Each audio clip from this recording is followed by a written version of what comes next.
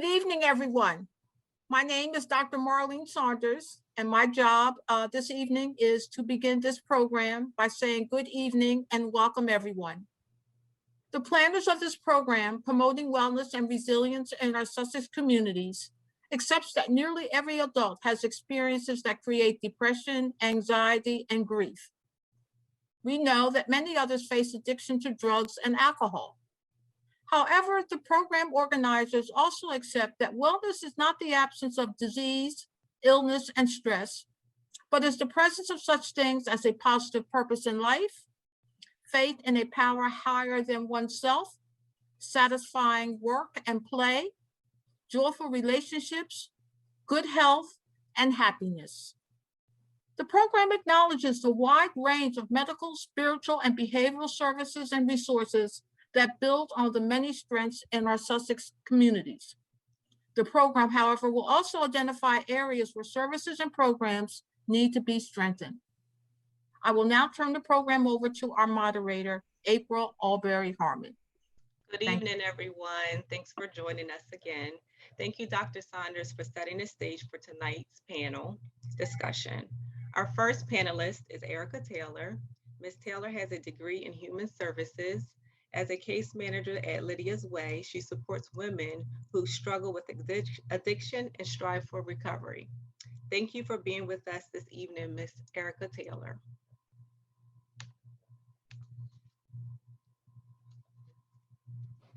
Thank you for having me, and thank you for introducing me. Good evening. I am an employee. I was an employee of Lydia's Way in Dover, Delaware for 8 months. During those 8 months, I worked with women who struggle with addiction, with alcohol and drugs. These women ranged from all races, all religions, all backgrounds, all cultures, every diversity. With that being said, these women, they needed a way to find balance in their life between recovery and taking care of themselves and learning how to love themselves again. The problem is, shortly after they would be enrolled into this program, they would leave. And it's because of their unwillingness to apply themselves to the rules and responsibilities of the programs. The programs itself would have them do strict schedules, such as routines, NA meetings. They would do NA meetings. They were made to find a sponsor. And with that, the women chose, some of them chose while I was there to leave the program. Lydia's Way actually shut down about a month ago, and it turned into a men's home. So now in Kent County, there is nowhere but a shelter for women to go to. The women in rehabs and detox, they can only go for 30 days. Most insurances will only cover 30 days. And most of these women need more than 30 days. They're learning how to take care of themselves, take care of their children, be in recovery, and how to live life again. 30 days isn't long enough to do that. They need some kind of program where they can have a balance between loving themselves first and taking care of themselves first, recovery, and if they have children, taking care of their children. A lot of the core issues that these women suffer with is that they're told over and over again to not pick up, not use, but they aren't really told how to deal with or how to address core issues such as being molested, trauma, PTSD, underlying conditions such as mental illnesses that aren't being addressed, which lead to relapses and lead to lower succession rates in the programs itself. These women, most importantly, like I said, need to learn to love themselves first before anything else, but also being taught how to be in recovery and to stay in recovery so that they're successful for the rest of their life. Their NA and AA groups are really important. However, there's really the only programs that I saw during my time at Lydia's Way. I didn't see any programs that taught them how to be, or retaught them how to be mothers, or taught them how to take care of themselves, or they believed in a higher power, and that was great, and it gave them a sense of purpose. But besides the NA and AA meetings, there was really nothing for them to lean on other than their religion and those programs. The last thing I'm going to address is the MAT, which is the medicated assisted treatment. These women, a lot of them are on Suboxone, they're on methadone, they're on their Vivitrol shots, and they depend heavily on them. With them working incredibly, I've seen them work and I've seen them not work. However, the people that are involved with the MAT programs are not as involved as they should be. Instead of just dosing them, there should be some kind of follow-up and plan in place when giving these MA treatments, so that the women are more successful and they have more of a chance to be successful with their recovery and not relapsing. I think initially the biggest issue now is that there is nowhere else for these women to go. The shelters and the Oxford houses are what's left. I'm not sure about Sussex County, but in Kent County, there's nothing left now that Lydia's Way has closed. And that's worrisome, because where do they go from here? And who helps them? Because they're a population that strongly is reliant on these assets and these programs, and there's just no more. So I just want to thank you for having me speak tonight, and I appreciate it. Thank you so much, Ms. Taylor. You have definitely opened the door for a great discussion this evening. Next, we will hear from Natasha Mullen, a licensed professional mental health counselor with a private practice in Dover and Seaford called Milestones LLC. She has 25 years of experience in counseling, education, and supervision with specialties in trauma, depression, and anxiety. Thank you for being with us tonight, Ms. Mullen. Yes, thank you for having me. If my voice goes out, I'm a little under the weather, so you have to excuse me in case I have to grab water or anything in between. So what is Milestones? Basically, the key with Milestones is healing trauma. We do a lot of trauma work, either using EMDR, which is eye movement desensitization reprocessing. We do TFCBT, trauma focused cognitive behavioral therapy. I do parts work, internal family systems. So I work a lot with the inner child, past experiences, kind of usually a person's life kind of is at halt to wherever that trauma occurred. So we do a lot with going back to that area, that stage of their life. I do a lot of trainings in schools and community centers about trauma, as well as I have a consultation group for clinicians. One of the things that I notice about trauma is you hear a lot about it, but I think it's still minimized. I think people still forget just how much trauma has an effect. But I was thinking about what Erica was saying. A lot of times we treat what we see, we treat the behavior, and sometimes it's difficult to go back to where this began. That feeling of hopelessness, that feeling of not being good enough or not being capable. And so what Milestones really works hard at treating the trauma. Myself, and then I also supervise other clinicians. We really work hard in kind of meeting clients, not only where they are currently, but where they've been. We focus a lot on their past experiences. It's funny because I also have a consultant, and today she said to me, she said, if it's hysterical, it's historical. And that really stuck with me, because usually if someone is responding to something, it's based off of their past experiences. If it's hard for them to change a behavior or to do something new, it's usually based on their past experiences. So we work really hard in milestones into going back. I have clients say, oh, I didn't know we were going to get that deep, because he thought he was just coming for anger. But yes, we have to get that deep, because that's where it starts. You can't just take an anger management class and think that everything is good. We have to go back to where that anger started in the first place. And so, yeah. And so we offer individual counseling. I'm in the process of doing a series called Drama on Trauma. And that series will be basically focused on basically what I just said. We always see the reaction, especially in our adolescent females. We always see the response, and they're always dramatic, but it's usually a trauma that's kind of underlining that. And so I really want to work on allowing people to understand how trauma affects their parenting, how trauma affects their relationships and interactions, their jobs and relationships with colleagues, and just kind of understanding that it's not just you in this moment, but it's all of the stuff that you bring with you to the table.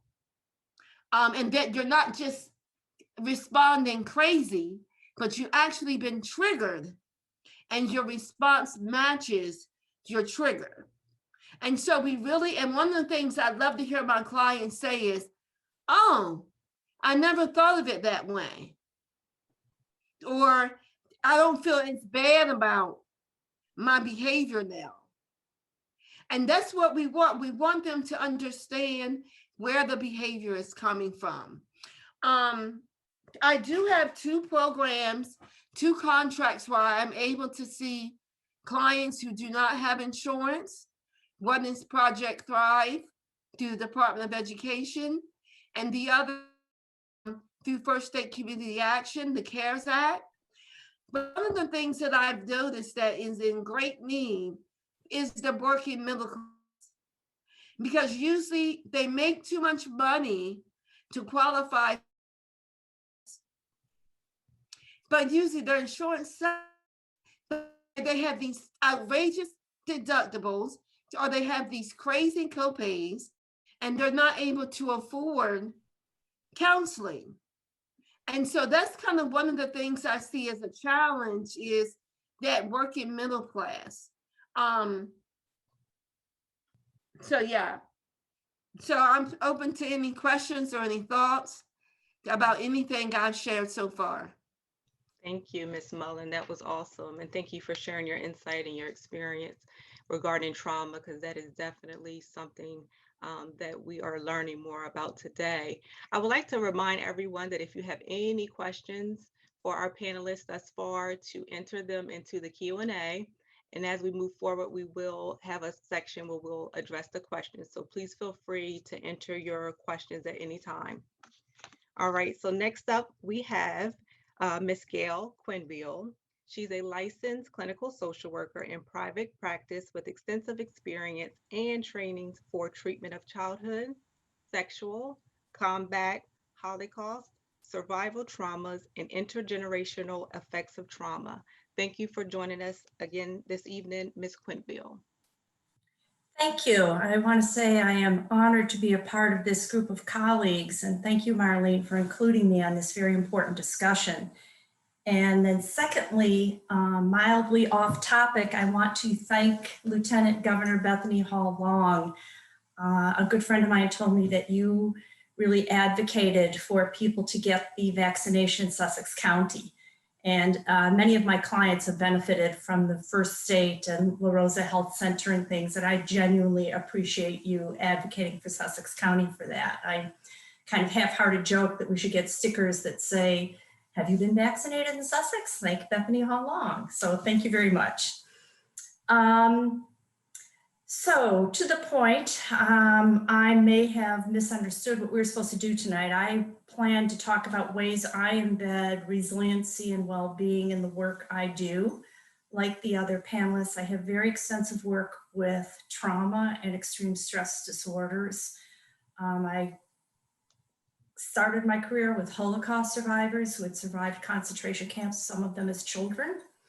I've worked with combat veterans with PTSD and MST, military sexual trauma.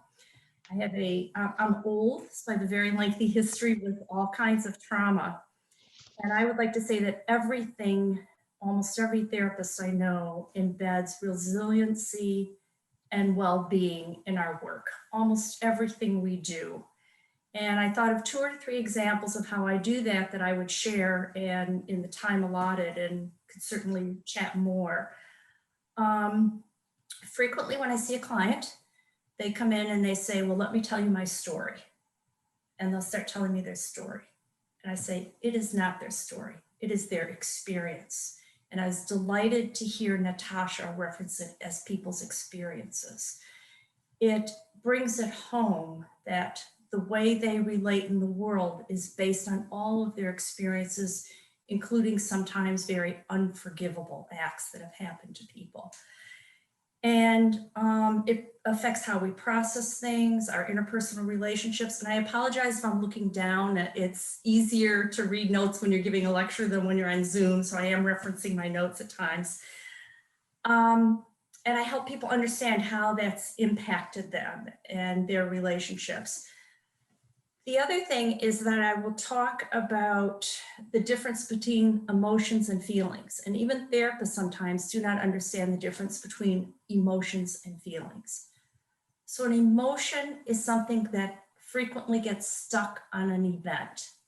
So for instance, someone had a loss of someone they love and they come in and they start crying and they apologize for crying. I realize that that sorrow is actually very healthy. And as a therapist, we're not going to take away a healthy feeling, even if it's troubling and disturbing. So I help them release the emotions. I tell them to go ahead and release it and help them struggle through that release and help them understand that that emotion, as long as they live, they will always feel sad about the loss of their person, but it doesn't have to interfere with the day-to-day flow of feelings and their functioning.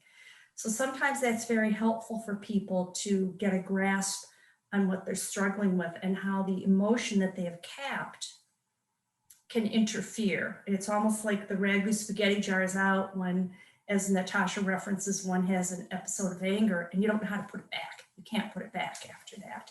So we help them release it and realize they don't have to struggle alone, which involves providing an environment for someone to release very horrible thoughts and feelings, really devastating things that have happened to people. And yes, they do gain some resiliency through that, but people should not have to go through sometimes what they live through to get that resiliency. So we become the steward of that trauma. And by steward, I mean we hold that trauma with them and help them process it.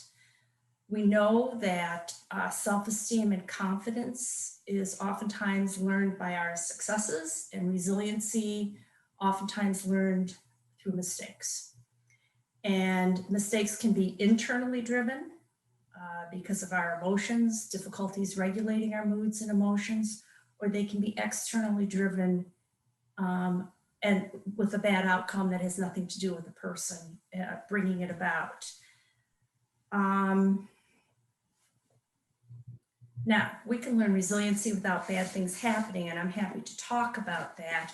One of the things I talk about with clients is the ability to self-comfort.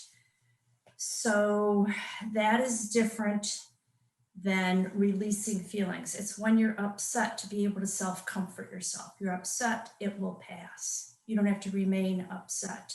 We look at, like Natasha also referenced, very early imprinting that can define one's character and how they've related in the world.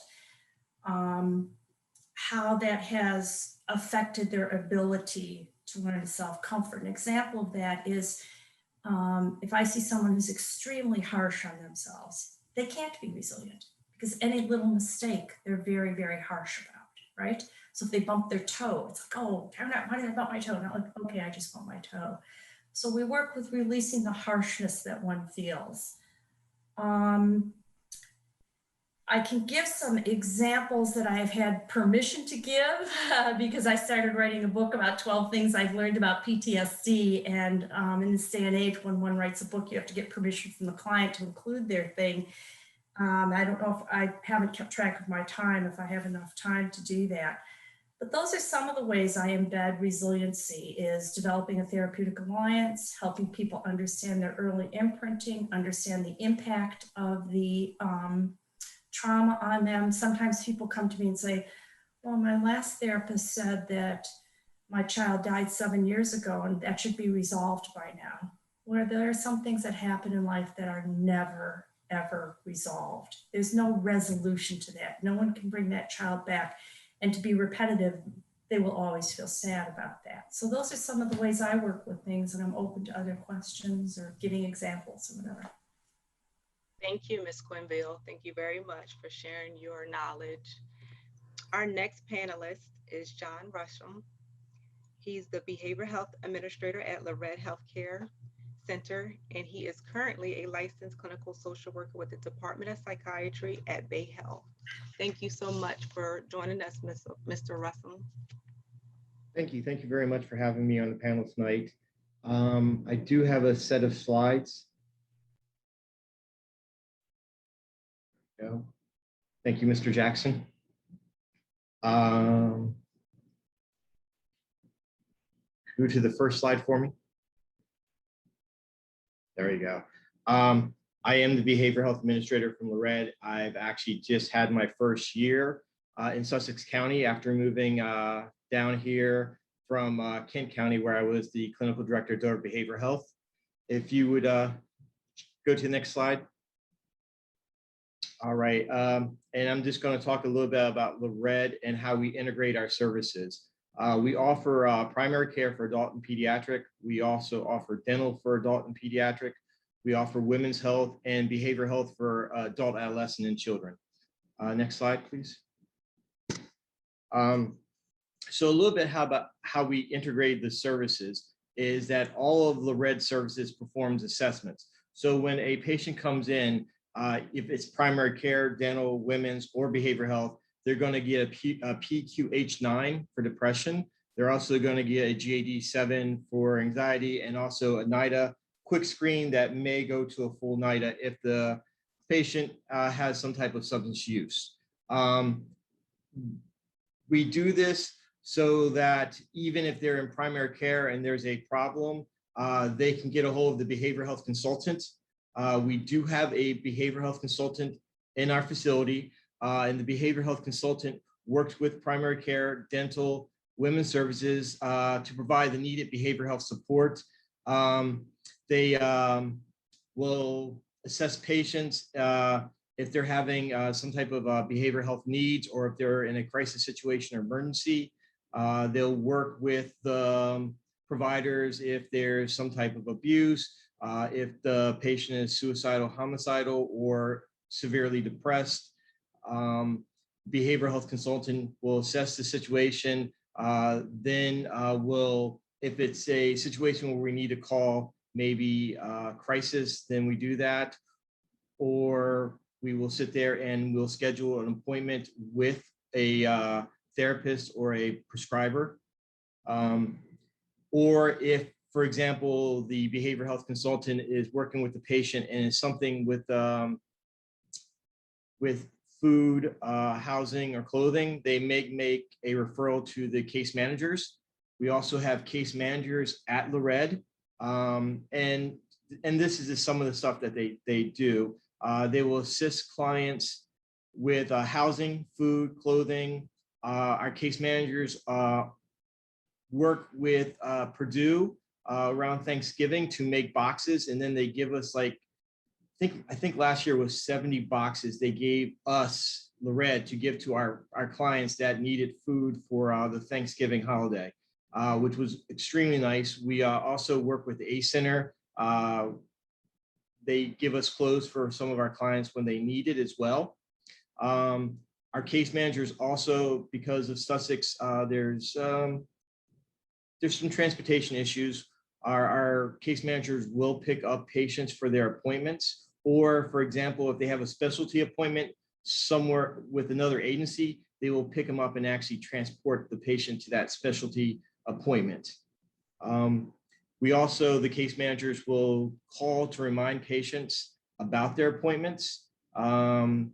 This really helps with patients making their appointments. The case managers during COVID had shown our patients how to sign into Google Duo or Follow My Health and how to set up those accounts so that we could do telehealth with the patients. We also have a pretty robust interpreter service. We have several Spanish interpreters in-house. We also believe we have a Creole interpreter, and we also have a language line for anyone that we miss. All right, next slide, please. All right, promoting integration of primary care behavioral health. So we're part of a study, a PIP study. So when a patient does come in to behavioral health, the behavioral health nurse will, when she does the intake, will do an A1C for the patient, also check the blood sugar, cholesterol, CO2, and if the patient doesn't have a primary care provider, we will make a referral or we will sign that patient up with one of our primary care providers at Lorette. So that way we're trying to treat the whole patient. All right, next slide, please. And then just to talk a little bit about behavioral health services, behavioral health staff receive cultural competency and trauma-informed care training. Staff see children, adolescents, and adults. Appointments are currently in person or by telehealth. Now we're starting to see a little bit more clients into the facility. And the process, there is a number that's on the last slide when we get there. But the patient will see the intake, the behavioral health nurse for the intake. Then the nurse will set up medication management if needed, or we'll set up therapy. We do have 2 bilingual therapists. And also we do give long-lasting injectable medications for adults, which is something that a lot of agencies don't do outpatient, but we do that as an outpatient. Next slide, please.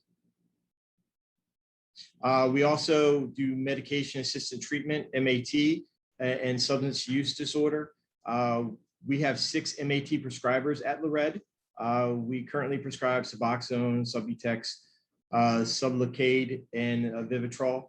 And also, as far as our patients that are there for MAT, we try to set them up with a therapist, or we try to get them into our weekly substance use groups. The groups currently are by go-to meetings. We're waiting for things with COVID to die down even more. So hopefully we can start doing groups in person.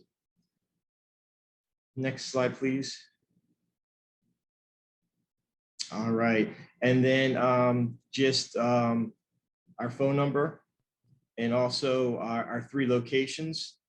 We also are in the Wellness Center at Sussex Tech, but these are the 3 locations, Georgetown, Seaford, and Milford, that we do see patients outpatient. Thank you, Mr. Russell. Thank you very much, Calvin, Mr. Johnson, Jackson for the slides, and thanks everyone for letting me speak tonight. Yes, thank you. Very informative information, and good to know that a resource is close and offers so much to the community. That was even informative for myself. Time will not permit for me to share all that the Honorable Lieutenant Governor Bethany Hall Long does to protect and serve the citizens of Delaware. What is particularly relevant for this webinar is that the Lieutenant Governor Hall Long chairs the Behavioral Health Consortium and advisory body comprised of community advocates, law enforcement, healthcare professionals, and state leaders that will assess and outline an integrated action plan to address prevention, treatment, and recovery for mental health, substance use, and co-occurring disorders. Thank you so much for joining us this evening, Lieutenant Governor. Great. Well, thank you, April. And I am so humble following such incredible stories of persons in the field day in and day out. And particularly with the opening with Erica and her personal lived experience, followed by, Natasha, and then April, and then John. I mean, oh my goodness. I come to you not only as the policymaker tonight, but my heart moved as a public health nurse. And to those of you in Sussex, I have to say, my roots grow deep. I have not forgot where I came from, born and raised in Sussex. And to Dr. Saunders, thank you for all you do. You've been such an incredible role model.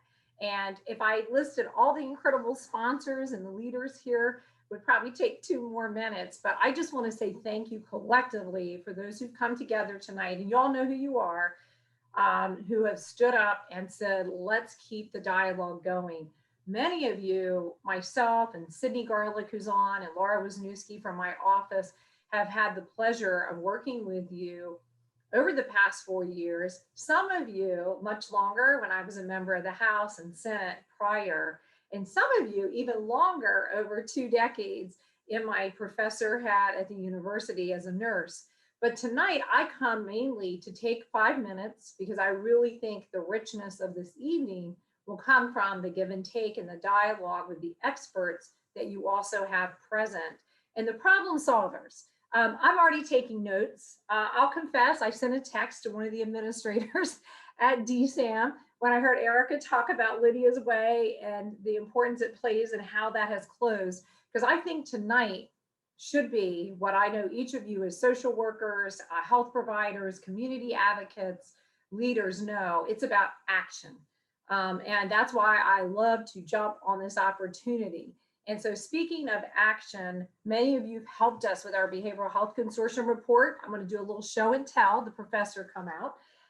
Over the past 4.5 years, with our governor's direction, we created the consortium that had a roadmap. Thanks to you in the community, with 600 persons coming up with a 117 item action plan, that we've reached 80% of our goals, but now we have more to do.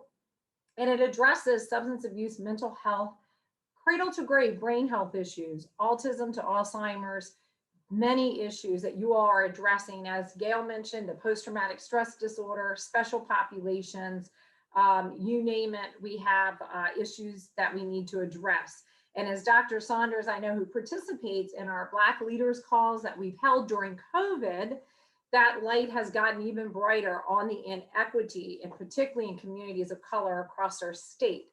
So we've worked really hard to come up with some creative methods, one of which through the Department of Substance Abuse and Mental Health, we've formed the bridge clinics in each of the counties.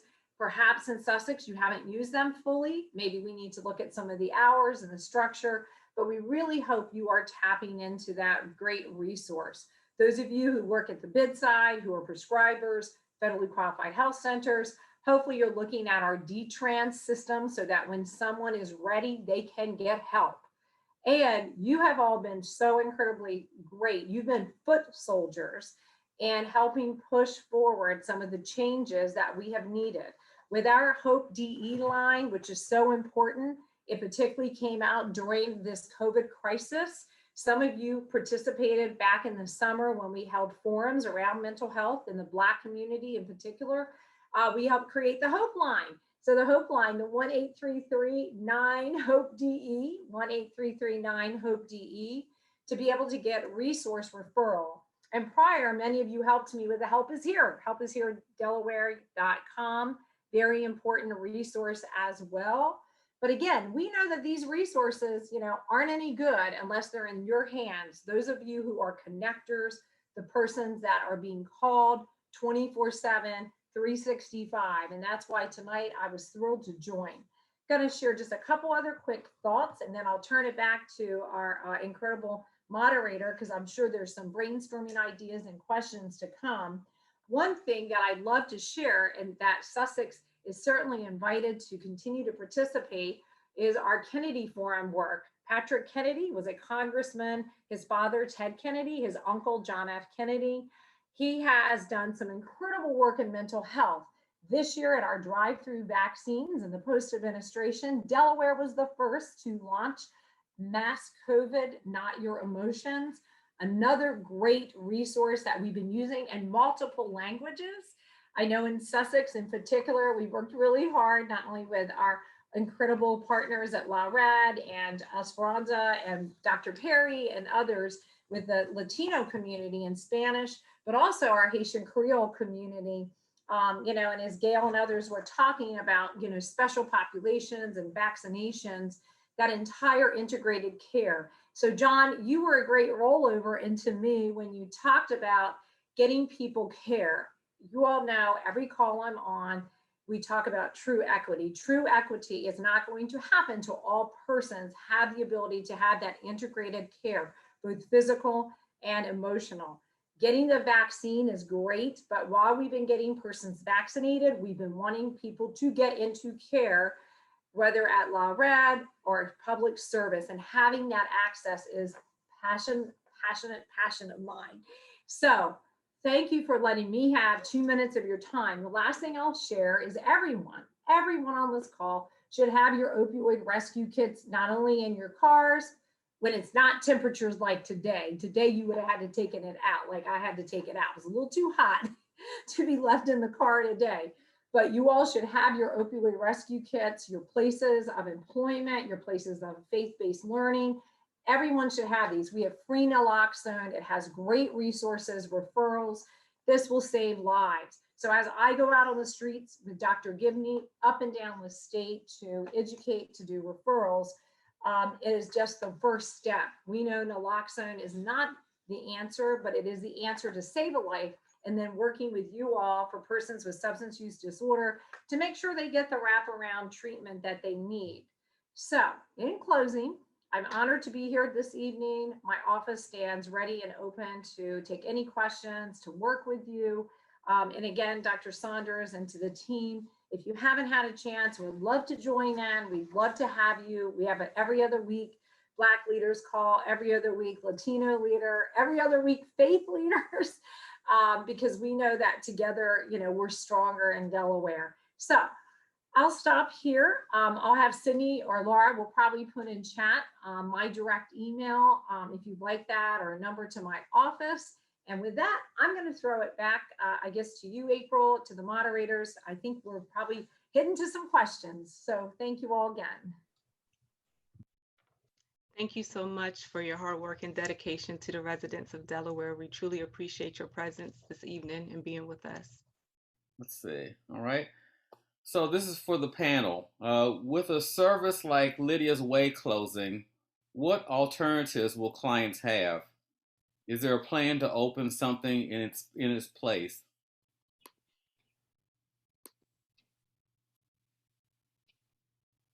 So any plans to open something as an alternative? I'll go ahead and speak. I have not heard of anything. They turned Lydia's Way into a men's home. Okay. All right. Could I interject a question Yes. to Erica? So what does that leave? What resources are left for women then? If this home is gone, and do they have to go to Kent County, to Newcastle County, or across the border to Maryland? What could you help us understand the impact to a closing like this a little bit more? Thank you. Sure. I'm not, and forgive me, I'm not sure what other services other than shelters and Oxford houses. One of the girls that was left at the house due to its closing had to move to an Oxford house, which is a less structured version of a halfway house, which is what Lydia's Way was. The impact of it closing is now in Kent County. The only places, like I had said, are the Oxford houses and shelters. There are mommy and me houses, but you have to have children. And some of these women either don't have their children or have not had children, so they don't qualify for those homes. The impact is great. And there's only so much capacity in a shelter and in an Oxford home. Currently, the one that I'm familiar with houses 7 women.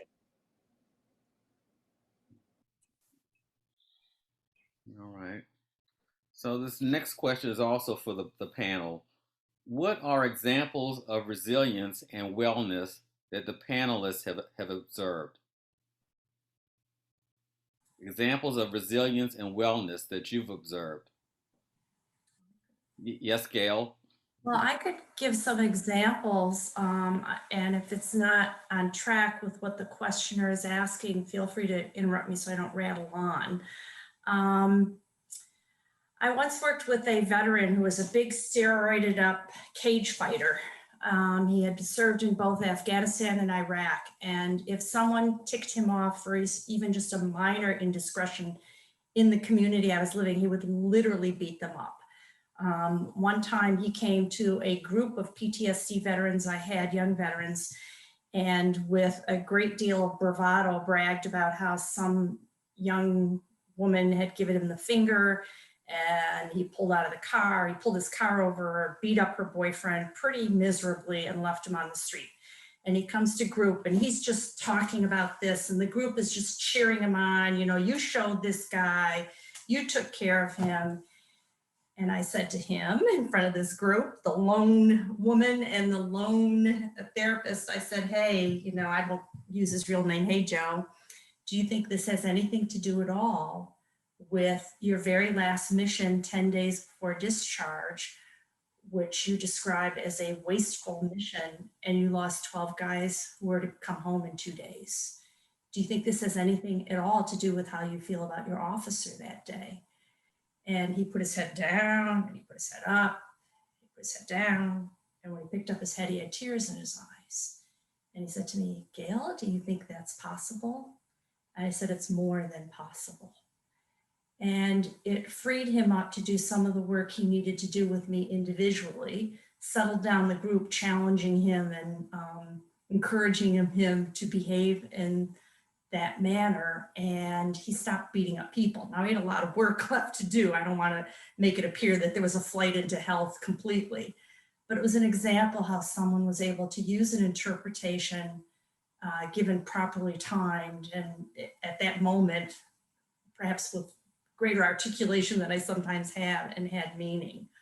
I have quite a few examples of that, but I hope that gets the discussion going about this, because I'm sure others have examples as well. So, any other examples? I would say for me, and like I said, I do a lot of parts work, and sometimes people have certain behaviors that they don't like, they despise, they feel really bad about it. It could be substance use, it could be anger, and even though they feel bad about it and they despise it, they still continue to do it, which makes them even more guilty and even more shameful.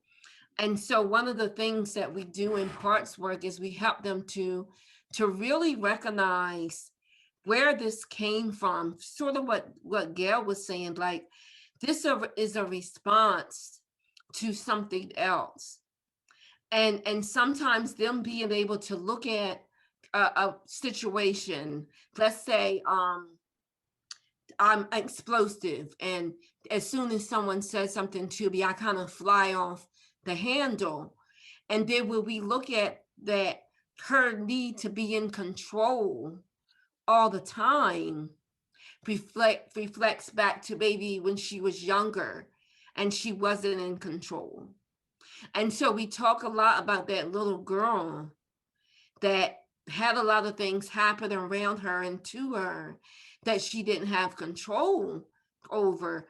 So now we fast forward into her life now, and that need to be in control, with that need to have it all together, that need to fly off the handle when someone questions her ability or her worth, or and sometimes it's not even direct, it could be very indirect.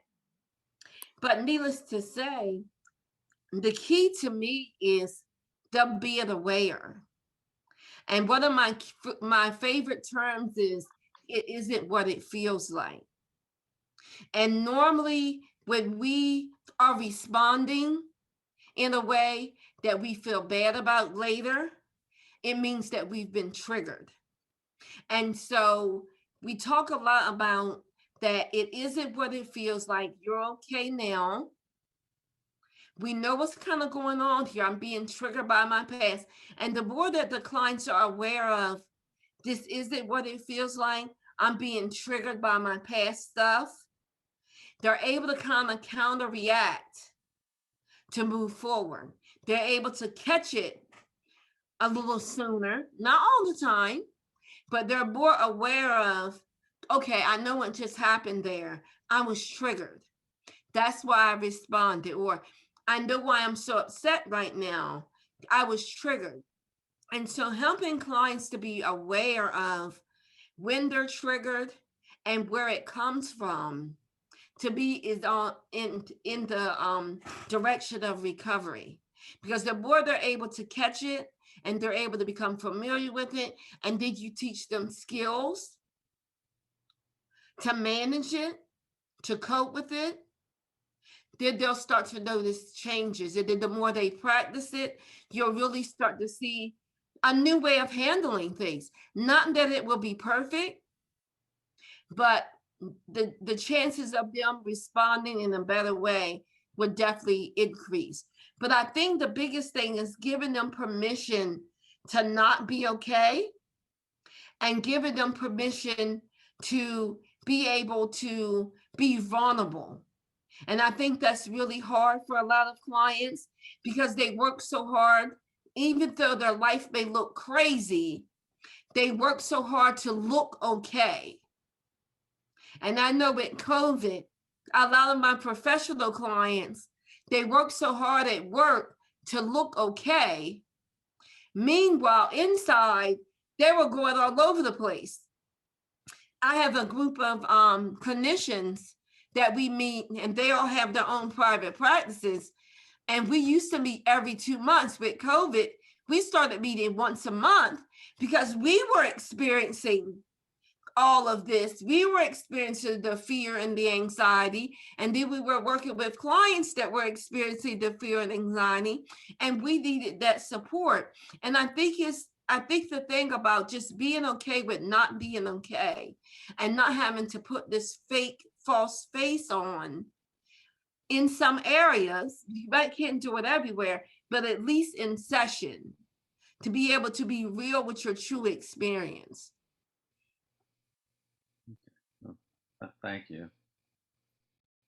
So here's another question. Now, SAMHSA identifies 8 dimensions of wellness.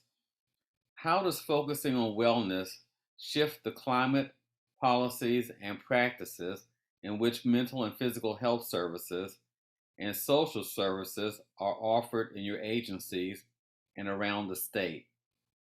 I can repeat that question. It's a long one. I can repeat it if you want me to. So SAMHSA identifies 8 dimensions of wellness. How does focusing on wellness shift the climate, policies, and practices in which mental and physical health services and social services are offered in your agencies and around the state? Do you want me to start? I'll start real quickly. Thank you, because I didn't want to repeat the question again, so thank you. No, I can start. I can get it started and then piggyback here, because again, I am not the clinical expert that you have here. I come from the nursing lens, the policymaker lens. Having chaired, though, the Behavioral Health Consortium, working very closely over the many years about integrated care, which I figured John may jump in here or whatnot.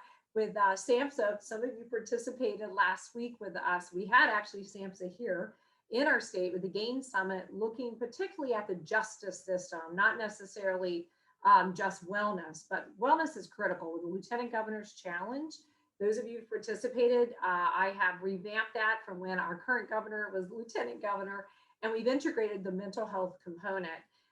The wellness piece has changed a lot. We have an opportunity, folks, whether through the CARES Act funding, through COVID and others, to really look at, even with rescue funding, to the mobile mental crises clinics that they're offering, to really say, let's integrate. And again, we heard John earlier, I'm not trying to pick on you, John, but we heard you talk about that integration. And I think that's so important, the whole person.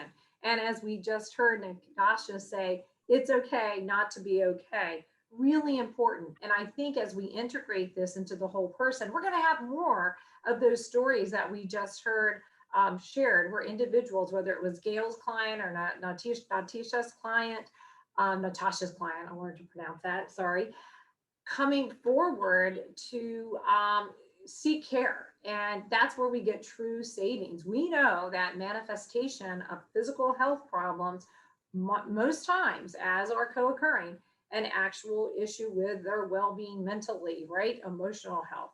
So again, critical initiative, 100% support wellness. My office is always receptive if you have some great feedback and thoughts, and great in prevention. Last thing I'll say, shout out to Lieutenant Governor's Challenge winner last year. Our social worker colleague and great friend over at the Colonial School District really work with kids to create them on mindfulness, prevent them into trauma, prevent them from getting in the justice system. So 100% sold. And for folks in Sussex, this is an easy one, and it ties into your next question that came up, and I'm not going to talk anymore. I'll let the others talk, but it ties really well into the Department of Education as well.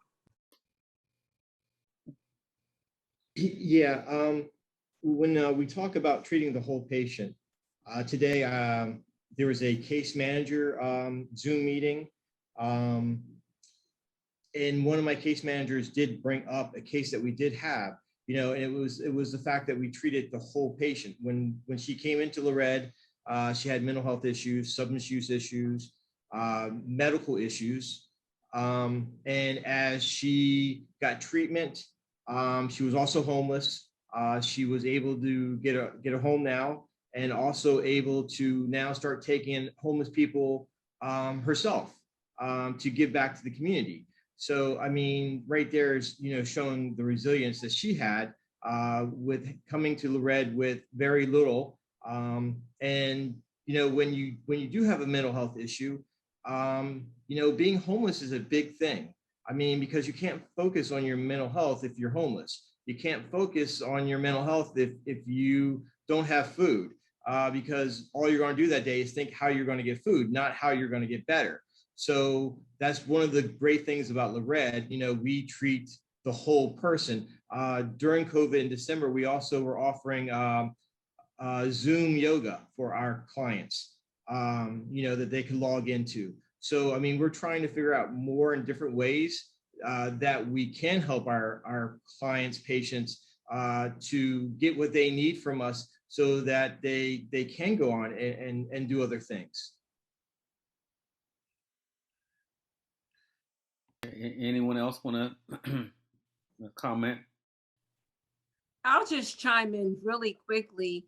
One of the things, and I'm sure Gail can probably attest to this as well, one of the things about doing trauma work is that you want to be sure that your clients are resourced. And when we think about resourcing, we're talking about basically those 8 dimensions of wellness. And so that we want to be sure that the clients are working on those different areas before we start talking about the heavy stuff, so to speak. So I know for our agency, we begin with a self-care assessment. Doctors routinely, like, when was your last physical? We're always checking, do you work out? What do you do for self-care? So we're always looking at the total client, because before we start working on trauma, we need to be sure that they have resources to build on. Who's in your community? Who's your support system? Who can you rely on? Who can you trust? And all of those things, we want to make sure that our clients help them, or we help them build that network of support before we start working on the heavy stuff, so that they have things that they can build off of. And I'll chime in here too, that it was one of the problems with COVID is we worked with clients and we got them ready to begin to utilize some of those social skills we'd been working on for the year before, and then COVID hit. and there was no opportunity. There was no means of utilizing those skills they had worked so hard to attain. And having a community, how it can be one person. You know, you don't need 20 people in your community to support, does wonders for people. I ran a homeless program out in this very small community in Wyoming for about 2 years for the federal government. And they were PTSD veterans who were homeless. And it was literally, you know, getting a guy to sleep behind the door, and then getting him to sleep in the living room, and then getting him to sleep outside the bedroom door, and then getting him to sleep in the bedroom, and then getting him to sleep without his machete before we could even touch any mental health work. And I would underscore what Sean says. There's a big thrust with housing first that really helps a lot of people. And I've seen the before and after pictures of people who are homeless who get housing first and then get engaged in programs and activities and things that help their lives. And yes, it's vital to have what we used to call wraparound programs for everyone. Everyone needs those kinds of services. So. All right. And so let's. Oh, and then the other thing I was going to say, I'll say one more thing. When you work with people who are traumatized, the cortisol that the body releases, let's talk physiologically here, can be very addicting for people. So they want to be kind of aggressive and assertive because it feels good in their body to be like that. It makes them feel powerful over the humiliation or struggle or trauma they had. In addition, I have heard this almost 100% of the time, the feeling that the bad stuff happens when they relax. And that's really what hypervigilance is. They're so afraid that if they don't keep themselves in a hypervigilant state, something bad is going to happen. You know, the mortars came in and cut someone open when they were having a break. They hit a mine when they just weren't inadvertently looking. Someone broke in their home because that was the night they didn't lock the door. So there's always this feeling they have to keep themselves in a hypervigilant state, which also makes trauma and engaging in the community for their well-being very difficult. Thank you. So let's get into, I think we sort of referenced this earlier about schools and teachers. How can we support schools and teachers more?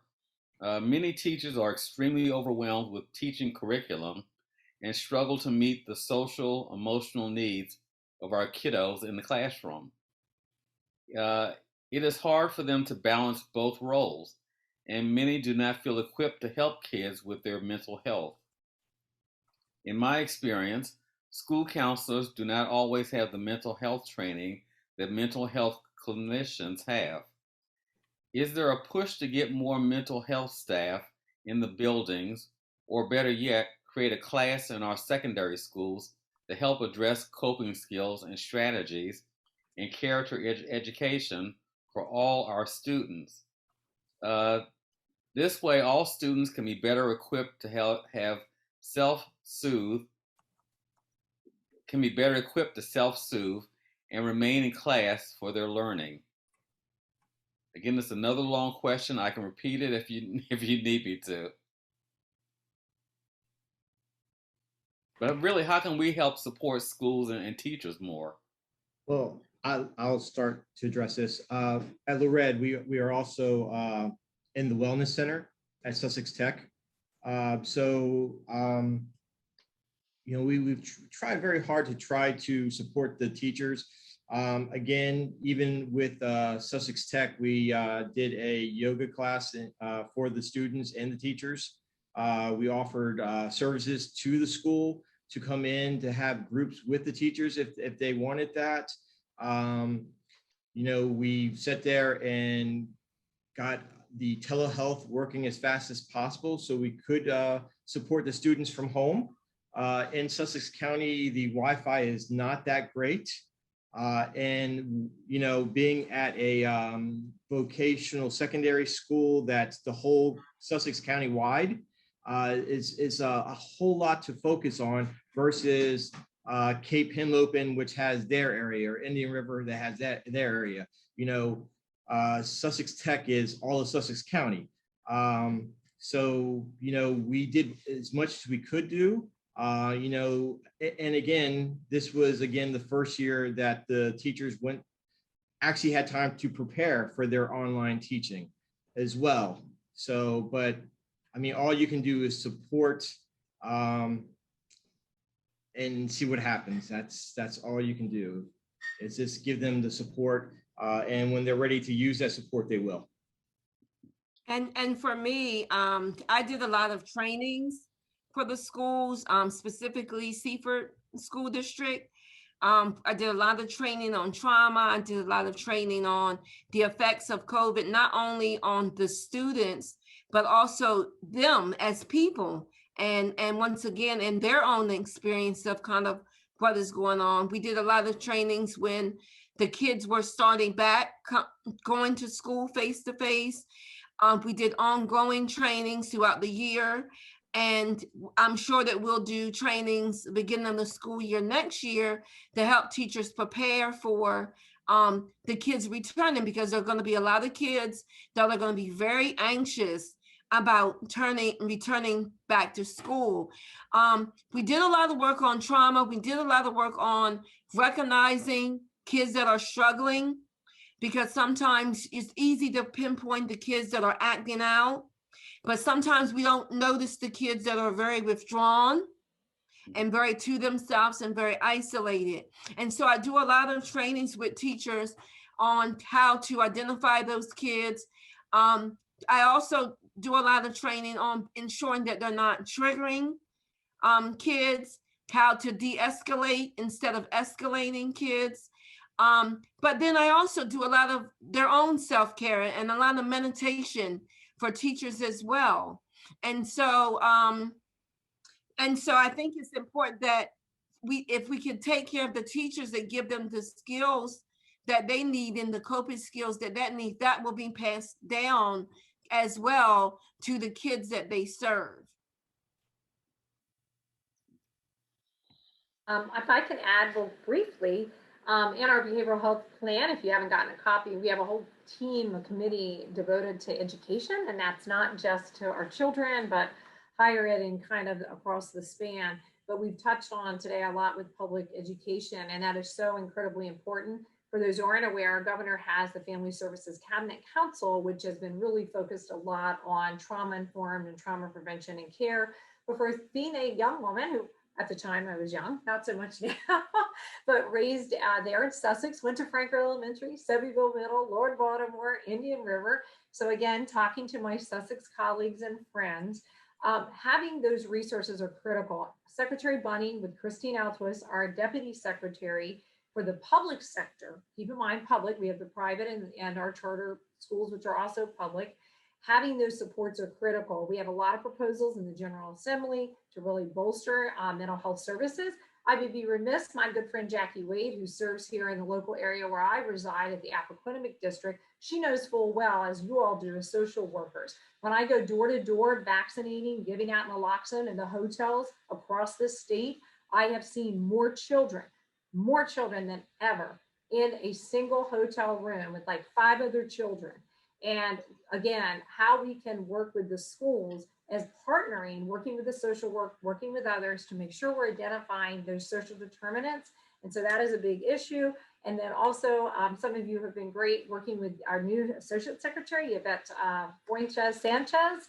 She is working with me on an early childhood initiative. You are welcome, because we know a lot of our work start 0 to 3. So even before they get to school. So again, I promised my team I wouldn't talk real long, so I'll keep my answers succinct there, but a lot of work really important around early childhood and education. Oh my goodness, we have so much more we could do. And thank you to those of you in our wellness centers, and thank you to the Federally Qualified Health Center for stepping up and partnering. And the final thing, for all you great sponsors today, from the Southern Alliance to the sororities, state isn't going to solve this without you. We have to have those partnerships with our children. So the faith-based leaders, the community leaders, sororities, thank you. I challenge you, appreciate you, because you are the trusted voice in the community after hours, in the summer, when the program shut down from the schools. We value and appreciate your help. So I'll stop there. Thank you. So I'm going to sort of skip around here because we still have a lot of questions. People are really engaged, so hopefully we'll be able to answer all of them. So the next question: what are some of the strengths in Sussex County that help adults rebound from a mental health challenge?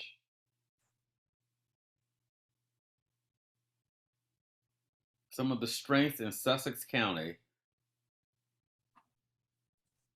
Well, I'll start that. I think a big thing to that is, for example, Loret's next door to Sun.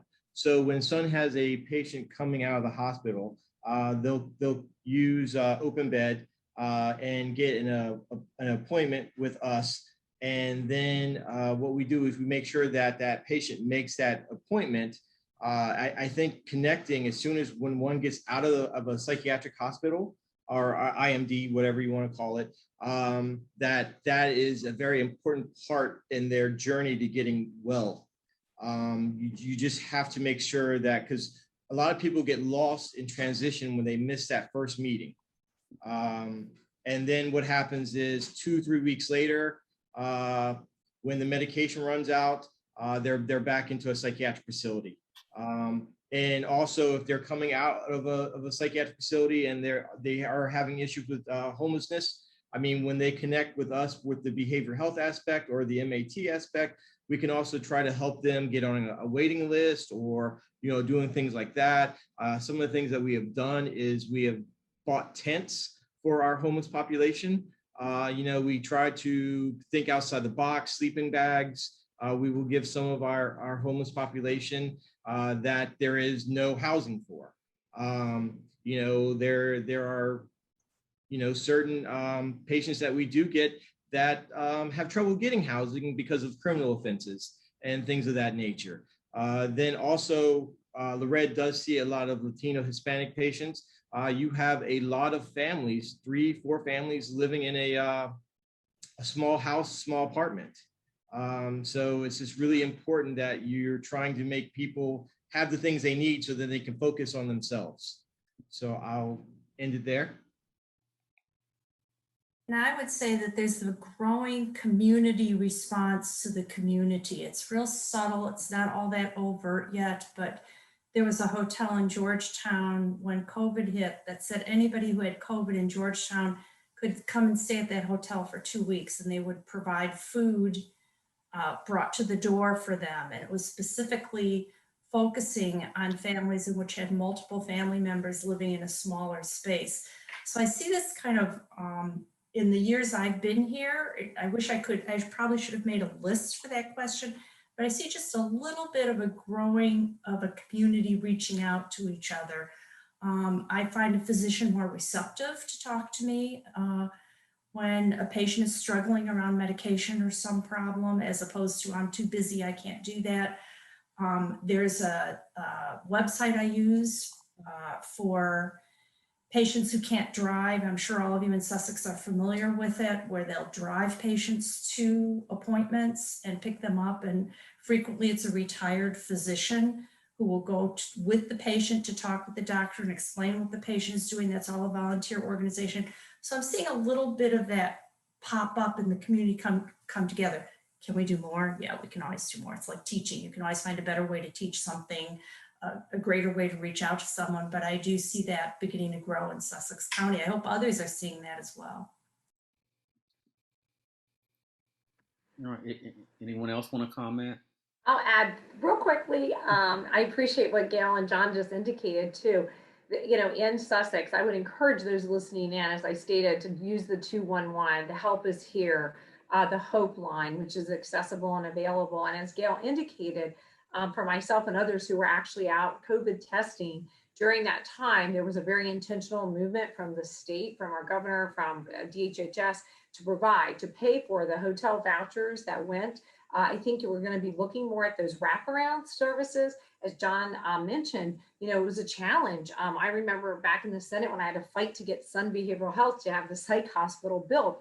I think now there is this movement that we recognize, but we've got more to do, as Gail said. So tonight, I think the challenge here is that we don't let our foot up off the gas pedal, that we take this opportunity. COVID has shown a light. People are very aware now as we get into recovery, the after effects, the trauma, the after effects, and that we just, have to keep going and use our state service centers. I know they haven't been perfect. We're really trying to also work with our prison system. I know in Western Sussex, everyone has a different methodology to find recovery, but for persons who may be chronic pervasively mentally ill, perhaps we're using substances, do or do not want to use MAT. You've got the Home of Hope, you've got Team Challenge. We have many more programs we're taking into Sussex Correctional Institute, chairing the Board of Pardons. It's really important to me that we do those changes. But again, we've got to hear from folks. So as you come up with good ideas, as y'all are driving down the road or you're meeting with your clients, pull out a Post-it, some good suggestions, bring it back, share, join our behavioral health consortium, whatever it is, because the best ideas come from you all, but people should not be turned away. If you guys are having lots of people turned away or problems, we need to know when, where, is there a certain age category, certain diagnoses, let us know, because we know brain health is a big spectrum. All right. And, and one of our panelists mentions that in Newcastle County, they now have the Hope Center. Are there any plans for a Hope Center or a program like that in Sussex? I'll jump in. I know there are discussions occurring, around that. I know with some of the other elected officials, again, that is funding that came very specific from the CARES Act. And for some, that model has worked really well. For others, there's been challenges, but that is definitely something that is on the table and is being discussed. And if you all have thoughts, good, bad, and different, please share those. We'll pass those along. Because everyone who runs that facility right now are state contracted services. The county was appropriated the funds. They use the federal dollars to buy the facility, but all the operations are being contracted out to others. So always options that we have to consider. And I would encourage everyone to look in the chat, because there is a directory that's been created called the Black, Brown, Delaware Therapist Directory. And it's a directory that's granting access and accessibility to mental health care in Delaware, in addition to finding a provider that looks like you. So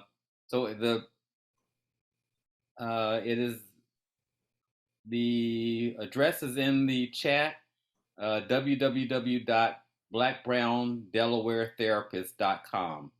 They currently have 21 providers, including therapists, nurse practitioners, psychologists, etc. So I would encourage you to look in the chat for that information.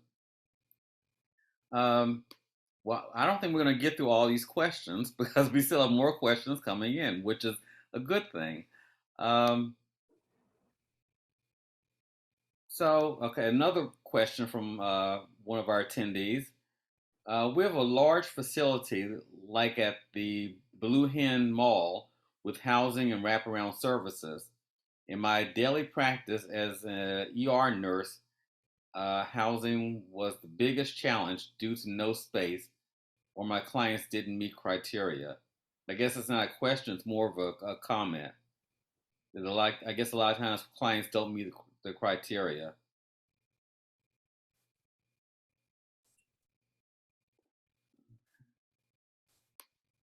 All right. Now, one question I personally had, because I know we had a lot of mental health issues going into COVID, but I think I'm seeing some mental health issues, or what I would call bad behavior, coming out of COVID, where people just, the norms just don't seem to apply anymore.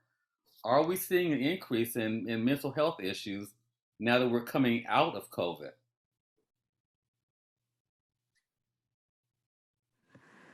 I can tell you the policy demands have increased, and the social determinants are all mentioned in lots of these questions, and the need for more workforce. I was with Nemours psychologist today. I have been downstate, upstate, working with DCM. There is definitely an uptick. JFC, higher number. So your clinicians can answer better, but from the policy side, The demands are there, the request for workforce, the request for housing, the request for assistance has skyrocketed.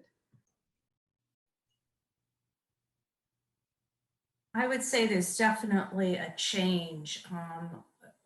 One of the things that has come about, my clients who were extremely anxious had a decrease in anxiety at the beginning of COVID. They didn't have to drive anywhere. They didn't have to meet an appointment. I had people who literally were very anxious driving to my office and overrun with anxiety. So that dissipated for a while, and then it came back with a vengeance. The other thing is we're seeing a complete society, country, community that's been living under fear for a year. So there's an increase, what I notice is in agitation. And I would like to hear from other therapists if they're also seeing this too, either out on the streets or hearing from their clients, that people are just more agitated and angry and with each other and less tolerant. And I think that has to do with the stress, not the trauma, but the stress of living under fear and isolated, and the way we've been living the last few years.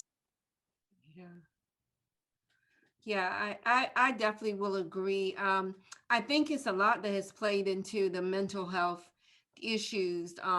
Aside from COVID, a lot of the racial injustices and things like, and people are like angry, whatever side they're on, like really, really angry, a lot more irritated. And so the whole political, it's just a lot has happened in this year, and it's increased in stress.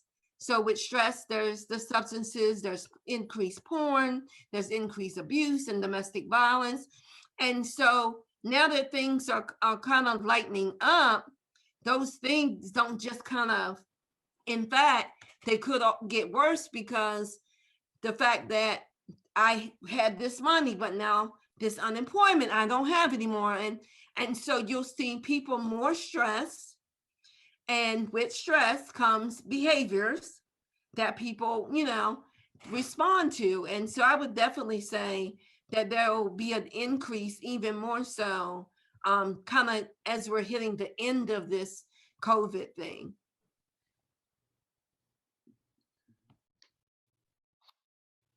Okay. So would you, the panelists, be willing to specify where is the greatest need for mental, emotional health treatment?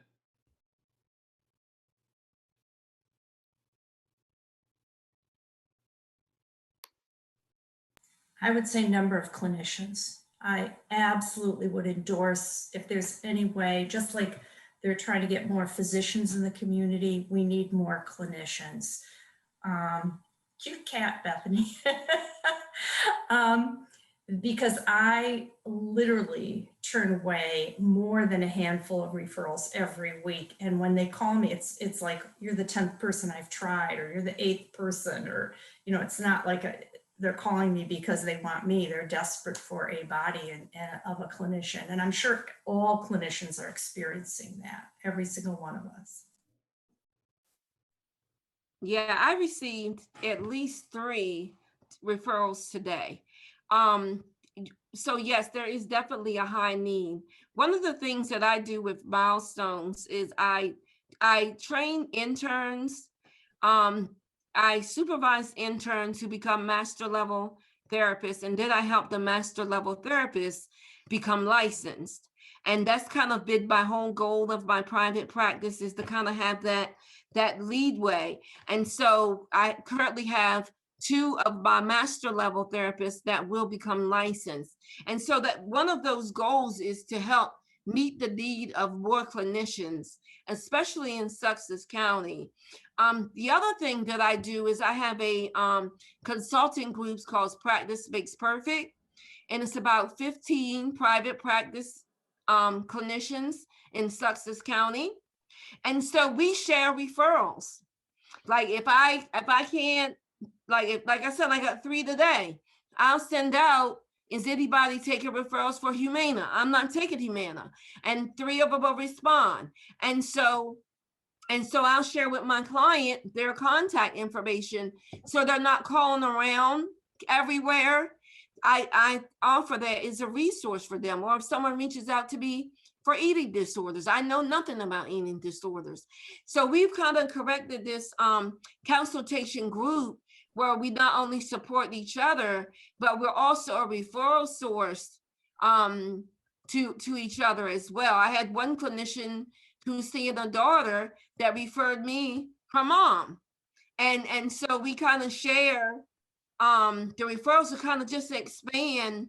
So the clients, it's already hard enough to make that call, but when you have to make a call to several different places, you know, it's just much easier for them to just say, forget it. But if they call me, I can get them, if I can't see them, I can at least give them 3 other direct clinicians that they could call that would definitely accept their insurance or accept, you know, whatever specific disorder or struggle that they're having. All right, and I think we have time for one more question. Unfortunately, I don't think we got to everything, which means that maybe we'll have to have we will have a second session. You know, this is really a topic that I think a lot of people are really concerned about, and it's showing by the number of questions we have. Just one final question.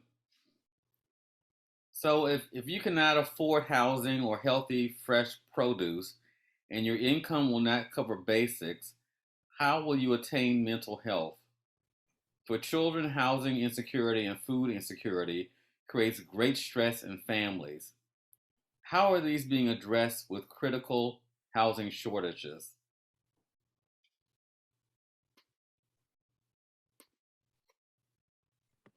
That is such an important question and something I know my team and the Behavioral Health Consortium faces every day. And I think why I'm compelled to hit the streets, why I go out personally, to live that experience, to feel the needs of children.